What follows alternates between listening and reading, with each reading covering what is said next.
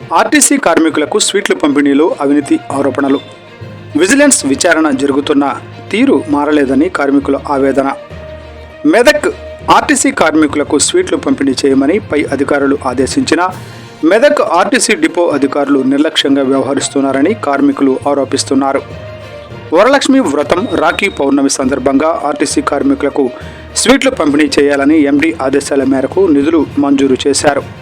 దీనిలో భాగంగా రాష్ట్రంలోని 98 డిపోలకు ఒక్కో కార్మికుడికి 25 రూపాయల చొప్పున స్వీట్లు కొనాలని సూచించారు. అయితే మెదక్ డిపో అధికారులు కొందరికే స్వీట్లు పంపిణీ చేసి చేతులు దులుపుకున్నారని కార్మికులు ఆరోపిస్తున్నారు. ఈ విషయంపై కొందరు కార్మికులు ఎండీ దృష్టికి తీసుకువెళ్లగా వెంటనే విజిలెన్స్ ఎంక్వైరీకి ఆదేశించారు. విచారణ జరుగుతున్నప్పటికీ స్వీట్ల పంపిణీలో ఆశించిన మార్పు లేదని కార్మికులు వాపోతున్నారు. ఈ విషయంపై ప్రశ్నించిన కొందరు కార్మికులపై అధికారులు కక్ష సాధింపులకు పాల్పడుతున్నారని మీడియా ముందు వారి ఆవేదన వ్యక్తం చేస్తున్నారు.